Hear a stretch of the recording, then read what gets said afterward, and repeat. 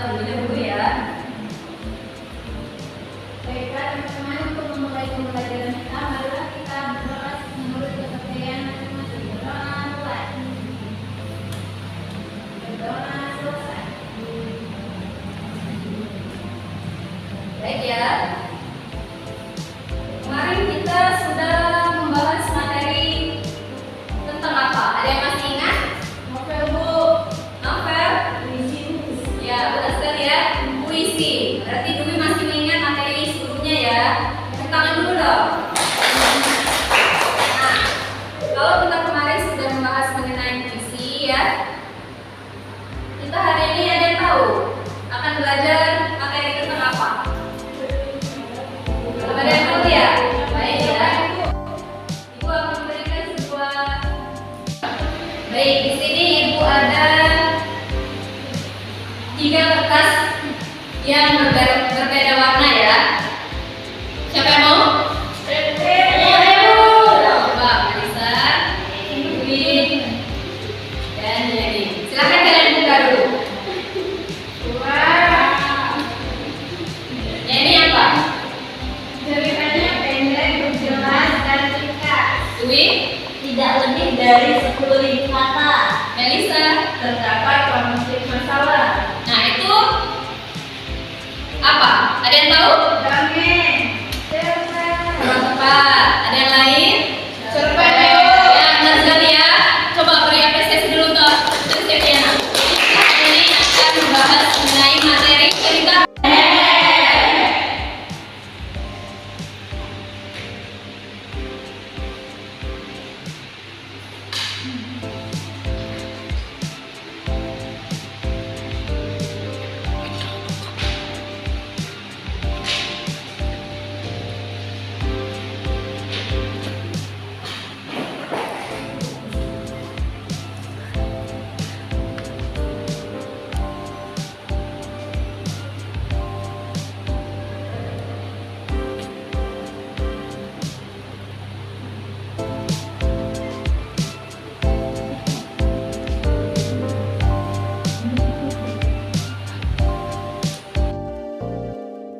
Baik ya.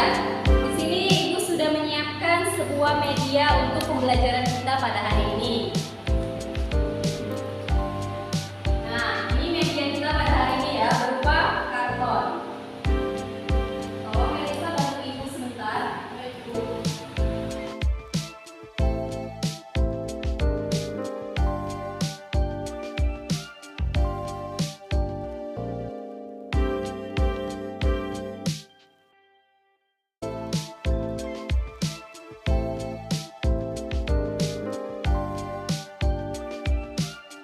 Terima kasih ya Melisa. Baik, silahkan kalian perhatikan karton yang ada di depan kalian ini ya.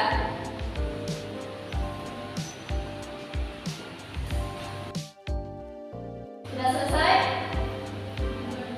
Nah, dari media yang sudah Ibu siapkan ini ada beberapa poin penting yang akan menjadi pembahasan kita pada hari ini ya, mengenai materi cerita pendek. Ada yang ingin tanyakan dari poin-poin penting ini? Ada yang masih belum mengerti? Saya dulu. Ya, jadi Bu, saya ingin bertanya. Bagian mengenai ciri-ciri cerita pendek, Bu. Saya tolong jelaskan ciri-cirinya. baik ya. Pertanyaan Jenny ini bagus sekali. Coba beri apresiasi dulu. Jadi ya, ada yang bisa menjawab? Apa saja ciri-ciri dari cerita pendek ini? Ada yang tahu? Tidak tahu ya? Nih, Ibu akan jelaskan ya. Jadi ciri-ciri cerita pendek ini ya ada 7. Inilah yang akan memudahkan kita kalau kita ingin menganalisa sebuah teks, apakah itu teks cerpen atau teks lainnya ya. Jadi yang pertama itu terfokus pada satu tokoh ya. Yang kedua, ceritanya itu tidak lebih dari 10.000 kata.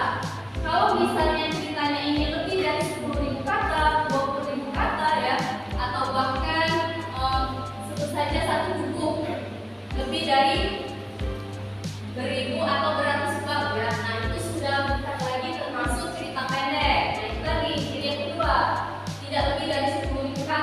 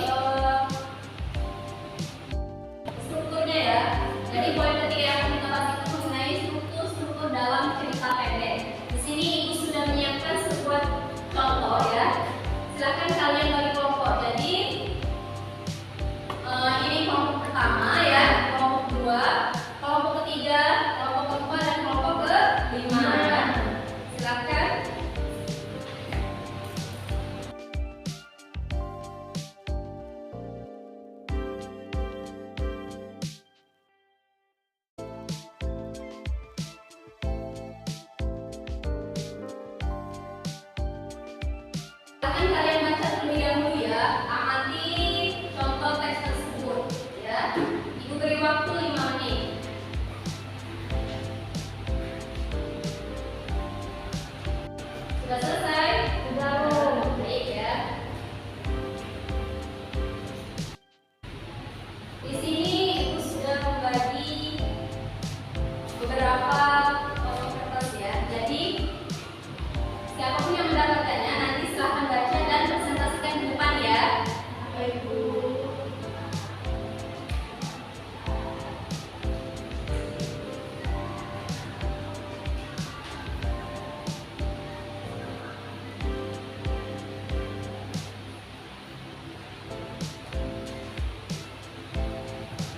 Baik, pada poin yang pertama ya, dalam struktur cerita pendek di sini ada abstrak. Ada yang tahu abstrak itu apa? Tidak tahu ya?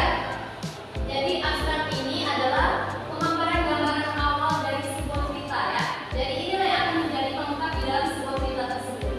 Nah, kita masuk dalam contoh yang sudah dibagikan tadi. Kalian sudah membaca dan mengamati ya. Nah, bagian yang kedua itu ada orientasi. Silahkan buka kertasnya. Silahkan buka kertas yang sudah dibagikan tadi. Kelompok berapa yang mendapatkan orientasi? Ya, coba kelompok 2 ya, berarti mendapatkan orientasi. Silahkan. Bagian mana yang menunjukkan orientasi itu?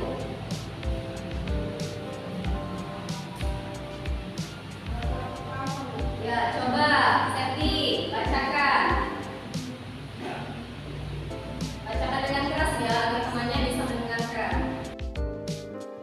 Cahaya sejak di langit mulai mengubah warna, terlihat gunung-gunung berterbangan seperti ingin melepas kegelisahan, terbang cepat sambil berselisih melintas di langit dan berlalang di atas. Ya, benar sekali ya.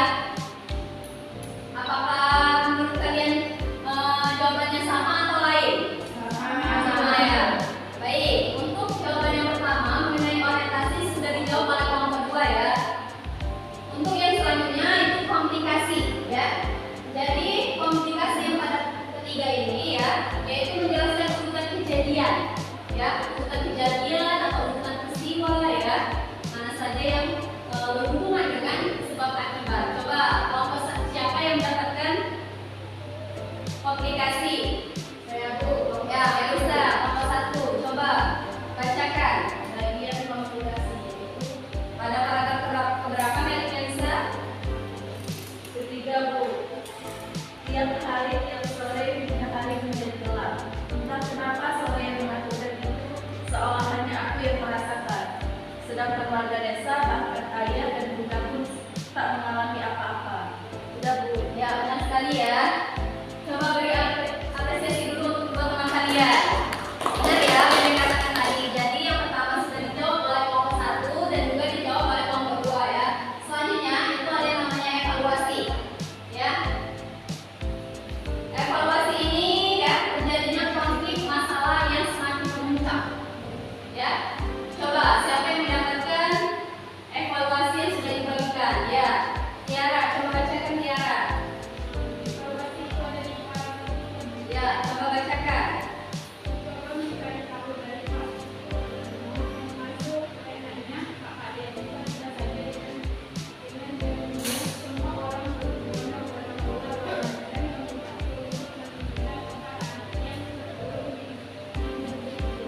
Ya, benar sekali ya. Selanjutnya itu ada yang nomor 4 ya, atau nomor 5 ini. Nomor 5 dan juga 6 yang perlu kita bahas. Berarti yang kelima itu ada yang namanya resolusi. Ada yang tahu resolusi itu apa? Coba, Putri Septiana siapa? Coba, Putri. Resolusi itu apa? Jadi resolusi itu adalah bagian akhir permasalahan untuk terdapat penjelasan dari pengarang mengenai solusi permasalahan. Ya, benar sekali ya. Coba tangan dulu untuk Dwi. Nah, sudah terjawab semua ya dari contoh yang sudah diberikan. Jadi struktur-strukturnya yang sudah kita temukan yang pertama itu ada yang namanya orientasi, komunikasi, evaluasi, resolusi dan juga yang terakhir itu ada yang namanya koda ya. Ini adalah sebuah kesimpulan ya. Baik. Setelah kita membahas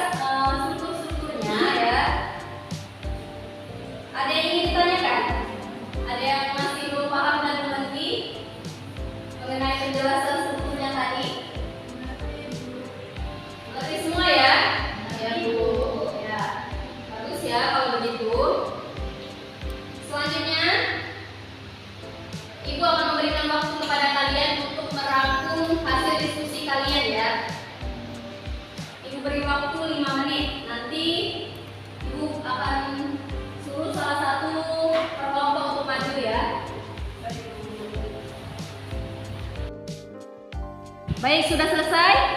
Selesai. Baik ya. Coba kelompok 1. Silakan maju ke depan ya, presentasikan hasil diskusi kalian.